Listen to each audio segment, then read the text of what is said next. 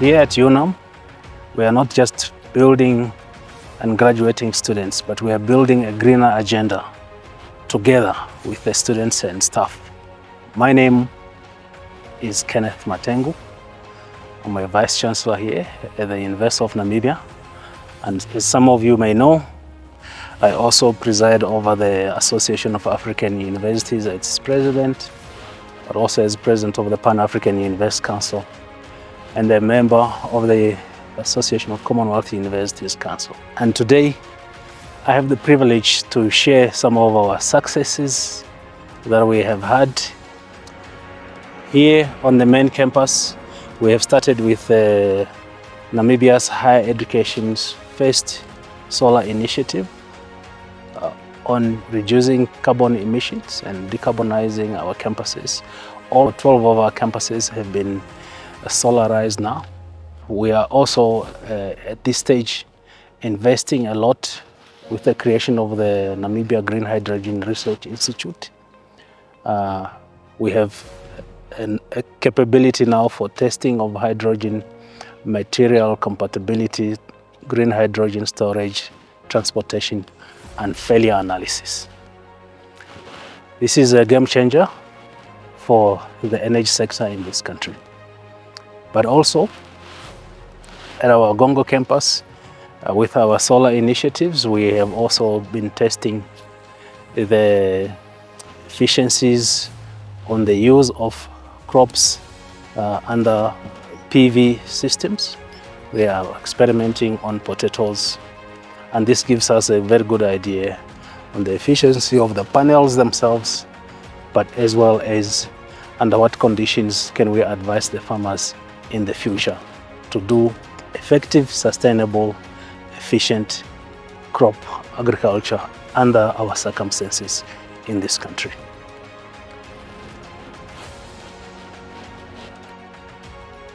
This is one of Africa's best dental schools, if not the best, and we are very privileged that we can show this facility. This is where the students practice before they start to interact with patients. We have 24 phantom heads here that they use, and as you can see, they are state-of-the-art, high class, and we're very happy that we have this facility. We'd like to invite those who would like to join the University of Namibia School of Dentistry to apply.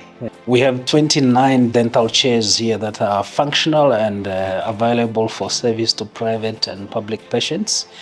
And one of them is where I'm sitting right now, and the students under the supervision of Dr. Smangwa will be examining me and providing me care that I need. And for more information, the doctor will explain a little bit more about what goes around here, how we offer training and the service we provide. This is the top of the range in the country, so I invite the public to use it. Thank you, Prof. This is a dental school where we provide training to our students, and they also provide treatments to the community. They are very good in skills. They have knowledge, skills, and a very good attitude towards providing treatment. So, Prof, you are in very good and safe hands. So the school is open for everyone, for every Namibian. Anyone from any country can just apply and get admitted at our school. Over to you, Prof. I have been examined and given advice. I need to come back for fillings and planning of better health of my teeth. These professionals here want me to make sure that I eat healthy and I can serve this institution better without any dental problems.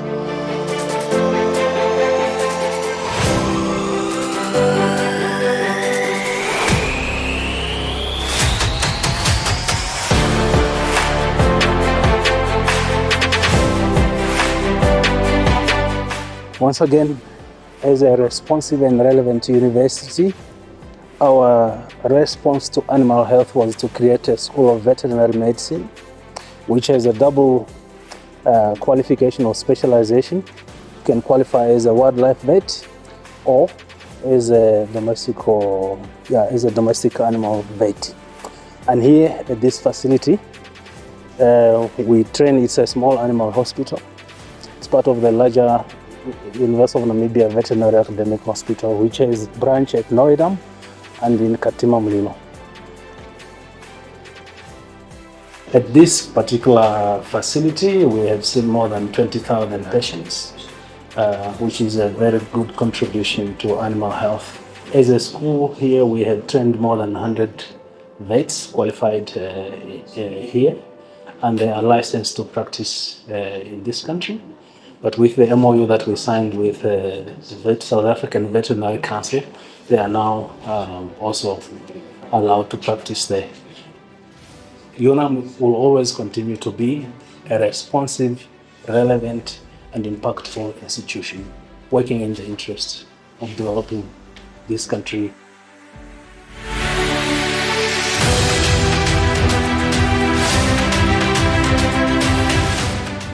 From health sciences here, of course, we also talk about the industries at our Kitmanswap campus.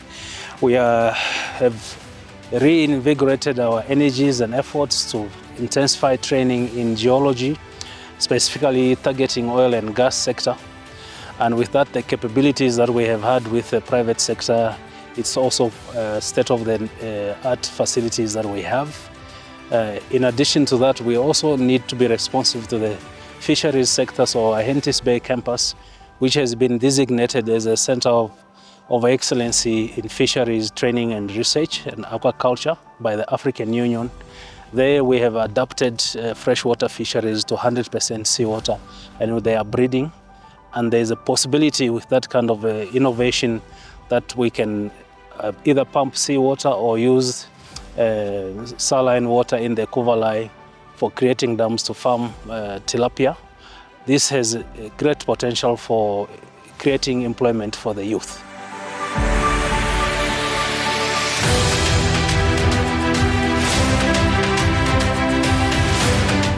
Imagine having the opportunity to learn and study in the midst of buffaloes, crocodiles, hippos, and a diverse fauna and flora system.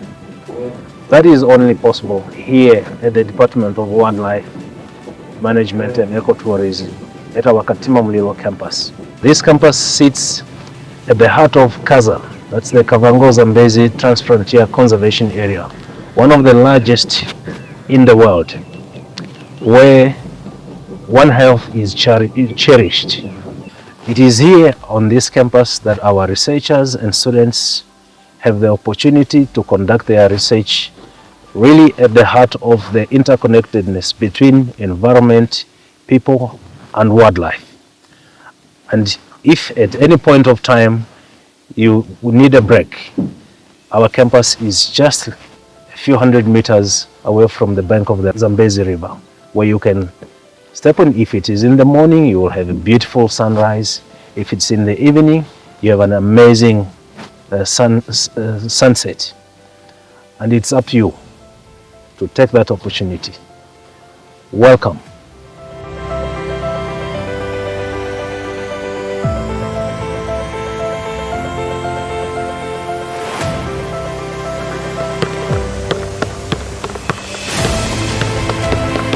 So one of the strategic things in the university is student experience. It's part of the next year's strategic plan.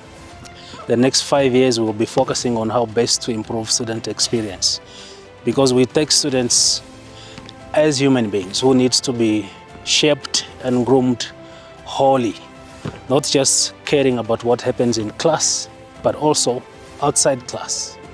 For this reason, we have worked very hard to improve our sports facilities, and as hosting Region 5 was also helpful, that we were able to invest in improving our sports facilities at the main campus and Commercial, and we will continue to do that for other campuses. And here we have improved the basketball court, the netball court, as well as the tennis. But in addition to this, we also care that the quality of accommodation influences students' possibilities in terms of their learning, in terms of their socialization. And so we have invested, as you'll see, in our hostels. We have upgraded them. We will continue to do that. But we also do care about the security of our students and their safety. And measures have been taken, they continue to be taken to make sure all our facilities really are up to the standard of a higher education institute, a premier one for that matter, in this country.